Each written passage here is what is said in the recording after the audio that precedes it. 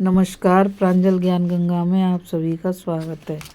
हम संक्षिप्त महाभारत पढ़ रहे हैं जिसमें कि शल्य पर्व चल रहा है। कल हमने कथा में व्याधों से दुर्योधन का पता पाकर कृपाचार्य आदि का दूर हट जाने की कथा को पढ़ा था।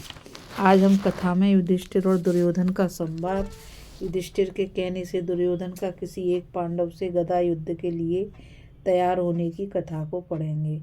संजय कहते हैं, महाराज उस सरोवर पर पहुंचकर युधिष्ठिर ने भगवान श्री कृष्ण से कहा, माधव देखिए तो सही, दुर्योधन ने जल के भीतर कैसी माया का प्रयोग किया है।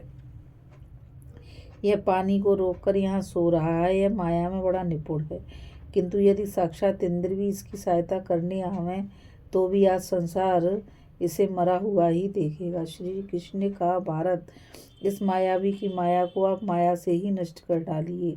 आप भी जल में माया का प्रयोग करके इसका वध कीजिए। राजन, उद्योग ही सबसे अधिक बलवान है और कुछ नहीं। उद्योग और उपायों से ही बड़े बड़े दैत्य, दानव, राक्षस तथा राजा मारे गए हैं, इसलिए आप भी उद्योग कीजिए। भगवान के ऐसा कहने पर युधिष्ठिर ने हंसते हंसते पानी में छिपे हुए आपके पुत्र से कहा, दुर्योधन,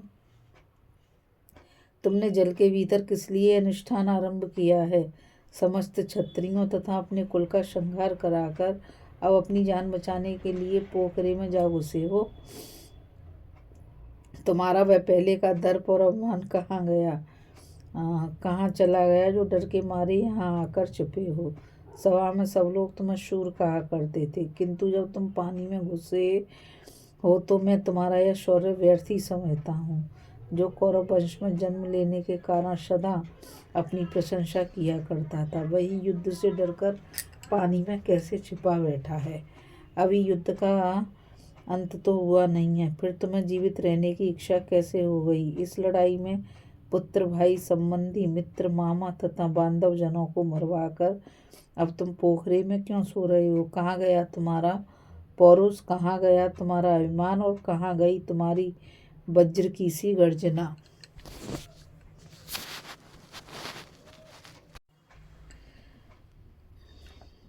तुम तो अस्त्र विद्या के बड़े ज्ञाता थे, कहाँ गया वह सारा ज्ञान? अब पाताल में कैसे नींद आ रही है? भारत, उठो और क्षत्रिय धर्म के अनुसार हमारे साथ युद्ध करो। हम लोगों को परास्त करके पृथ्वी का राज्य करो अथवा हमारे हाथों मरकर सदा के लिए रणभूमि में सो जाओ। धर्मराज के ऐसा कहने पर आपके पुत्र ने पानी से ही जवाब दिया, महाराज, किसी भी प्राणी को भय होना आश्चर्य की बात नहीं है, किंतु मैं प्राणों के वैसे यहाँ नहीं आया हूँ। मेरे पास न रथ है न बाता, पार्श्व रक्षक और सारथी भी मारे जा चुके हैं, सेना नष्ट हो चुकी है और मैं अकेला रह गया हूँ। इस दशा में मुझे कुछ देर तक विश्राम करने की इच्छा हुई। राजन, मैं प्राणों की रक्षा के लिए या और किसी भय से बचने के लिए अथवा मन में विषाद होने के कारण पानी में नहीं घुसा हूँ, सिर्फ थक जाने के कारण ऐसा किया है। तुम भी महाराज कुछ देर तक सुस्ता लो, तुम्हारे अनुयायी भी विश्राम कर लें, फिर मैं उठकर तुम सब लोगों के साथ लोहा लूँगा। युधिष्ठिर ने कहा, सुयोधन, हम सब लोग सुस्ता चुके हैं और बहुत देर से तुम्हें खोज रहे हैं, इसलिए तुम अभी उठकर युद्ध करो। संग्राम में समस्त पांडवों को मारकर समृद्धशाली राज्य का उपभोग करो अथवा हमारे हाथ से मरकर वीरों को मिलने योग्य पुण्य लोकों में जाओ। दुर्योधन बोला, राजन, जिनके लिए मैं राज्य चाहता था वे मेरे सभी भाई मारे जा चुके हैं। पृथ्वी के समस्त पुरुष रत्नों और क्षत्रिय पुगम्बों का विनाश हो गया है। अब यह भूमि विधवा स्त्री के समान श्रीहीन हो चुकी है, अतः इसके उपभोग के लिए मेरे मन में तनिक भी उत्साह नहीं है। हाँ, आज भी पांडवों तथा पांचालों का उत्साह भंग करके तुम्हें जीतने की आशा रखता हूँ, किंतु जब द्रोण और कर्ण शांत हो गए, पितामह भीष्म मार डाले गए और अब मेरी दृष्टि में इस युद्ध की कोई आवश्यकता नहीं रही। आज से यह सारी पृथ्वी तुम्हारी ही रहे, मैं ऐसे नहीं चाहता।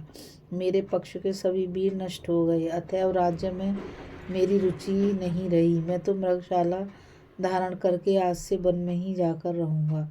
मेरे अपने कहे जाने वाले जब कोई भी मनुष्य जीवित नहीं रहे तो मैं स्वयं भी जीवित रहना नहीं चाहता।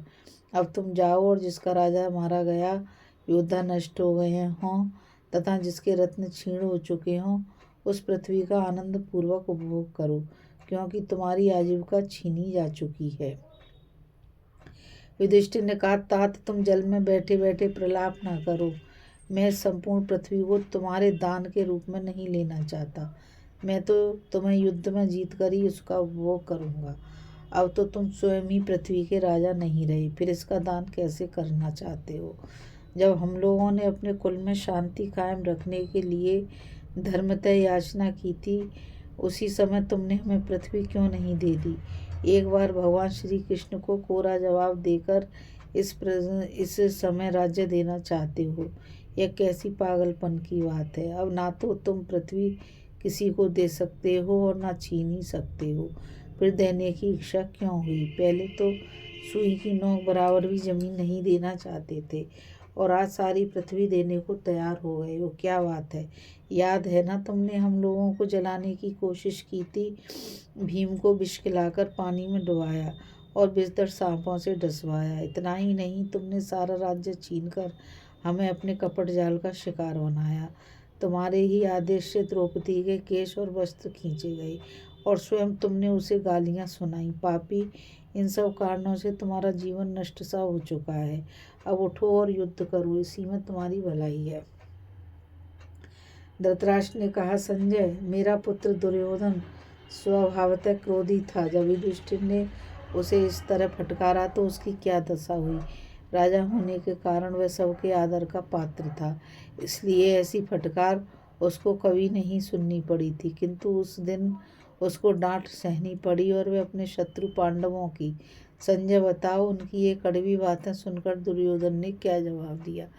संजय कहने लगे, महाराज, पानी के भीतर बैठे हुए दुर्योधन को भाइयों सहित युधिष्ठिर ने जब इस तरह फटकारा तो उनकी कड़वी बातें सुनकर वह क्रोध से दोनों हाथ हिलाने लगा और मन ही मन युद्ध का निश्चय करके राजा युधिष्ठिर से बोला, तुम अभी पांडव अपने हितैषी मित्रों को साथ लेकर आए हो।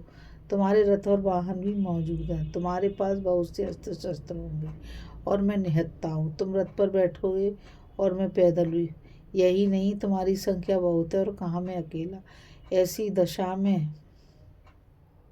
मैं तुम्हारे साथ कैसे युद्ध कर सकता हूँ? युधिष्ठिर, तुम अपने पक्ष के एक एक वीर के साथ मुझे बारी बारी लड़ाओ। एक को बहुतों के साथ युद्ध के लिए मजबूर करना उचित नहीं है। राजन, मैं तुमसे या पांचालों का भी मुझे भय नहीं है। नकुल, सहदेव तथा सात्यकी की भी मैं परवाह नहीं करता। इनके अतिरिक्त भी तुम्हारे पास जो सैनिक हैं उनको भी मैं कुछ नहीं समझता। मैं अकेला ही सबको परास्त कर दूंगा। आज भाइयों सहित तुम्हारा वध करके मैं वाल्मीकि, द्रोण, भीष्म, कर्ण, जयद्रथ, भगदत्त, शल्य, भूरिश्रवा और शकुनी के तथा अपने पुत्रों, मित्रों, हितैषियों एवं बंधु बांधवों के ऋण से उऋण हो जाऊंगा। यह कहकर दुर्योधन चुप हो गया। तब युधिष्ठिर ने कहा, दुर्योधन, यह जानकर खुशी हुई कि तुम अभी युद्ध का विचार ही रखते हो। यदि तुम्हारी इच्छा हम में से एक एक के साथ ही लड़ने की है तो ऐसा ही करो। कोई भी एक हथियार जो तुम्हें पसंद हो लेकर मैदान में उतरो और एक के ही साथ लड़ो। बाकी लोग दर्शक बनकर खड़े रहेंगे। इसके सिवा तुम्हारी एक कामना और पूर्ण करता हूँ। हम में से एक को भी मार डालोगे तो सारा राज्य तुम्हारा हो जाएगा और यदि खुद मारे गए तो स्वर्ग तो तुम्हें मिलेगा ही। दुर्योधन ने कहा, यदि एक से ही लड़ना है तो मैं युद्ध के लिए ललकारता हूँ। किसी भी सूरवीर को मेरा सामना करने के लिए दे दो। तुम्हारे कथन अनुसार मैं आयुधों में एकमात्र गदा को ही पसंद करता हूँ।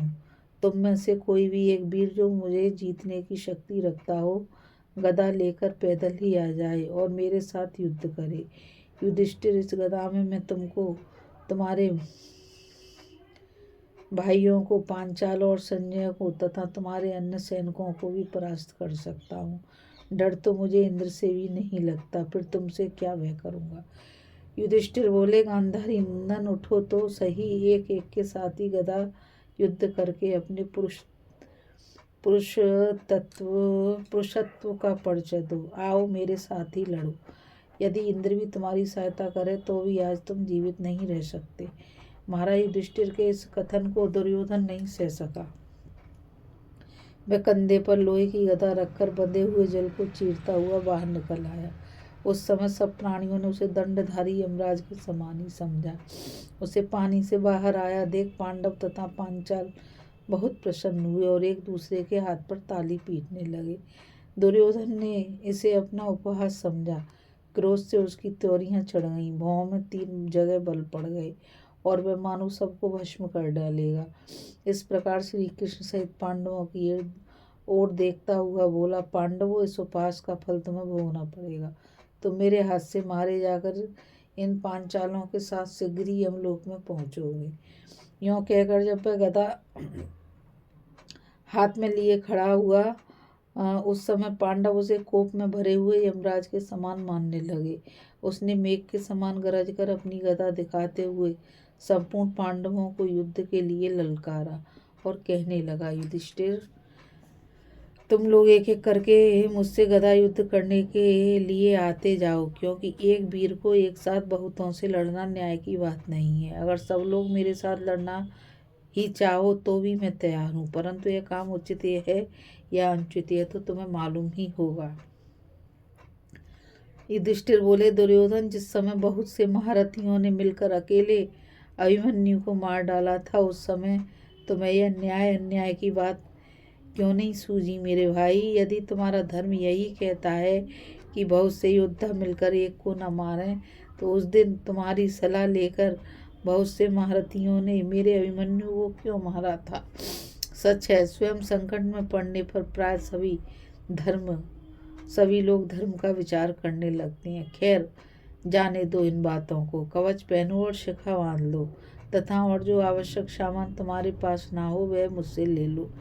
इसके सिवा, जैसा कि पहले कह चुका हूँ, तुम्हें एक वरदान और देता हूँ। तुम 5 पांडवों से जिनके साथ युद्ध करना चाहो करो। यदि उसको मार डालोगे तो राज्य तुम्हारा ही होगा, और यदि तुम खुद मारे गए तो तुम्हारे लिए स्वर्ग तो है ही। इसके अतिरिक्त भी बताओ, हम तुम्हारा कौन सा प्रिय कार्य करें? जीवन की भिक्षा छोड़कर जो चाहो मांग सकते हो।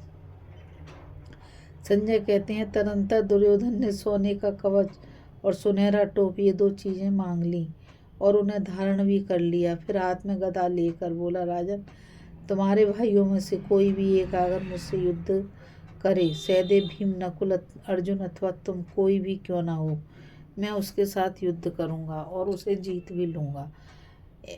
मेरा ऐसा विश्वास है कि गदा युद्ध में मेरे समान कोई नहीं है। गदा से मैं तुम सब लोगों को मार सकता हूँ। यदि न्यायतः युद्ध हो तो तुम में से कोई भी मेरा सामना नहीं कर सकता। मुझे स्वयं अपने लिए ऐसी गर्व भरी बात नहीं करनी चाहिए। तथापि कहना पड़ा अथवा कहने की बात है, मैं तुम्हारे सामने ही सबको सत्य करके दिखा दूंगा। जो मेरे साथ युद्ध करना चाहता हो वह गदा लेकर सामने आ जाए। इस कथा में बस इतना ही। अभी हम कथा में युधिष्ठिर और दुर्योधन का संवाद, युधिष्ठिर के कहने से दुर्योधन का किसी एक पांडव से गदा युद्ध के लिए तैयार होने की कथा को पढ़ रहे थे। अब हम आगे कथा में श्री कृष्ण का युधिष्ठिर को उलाहना, भीम की प्रशंसा तथा भीम और दुर्योधन में बाग युद्ध, फिर बलराम जी का आगमन और उनका स्वागत की कथा को पढ़ेंगे। इस कथा में बस इतना ही। मुझ गीता रावत को आज्ञा दीजिए। कल फिर मिलेंगे एक नई कथा के साथ। राधे राधे। जय श्री कृष्णा। नमस्कार।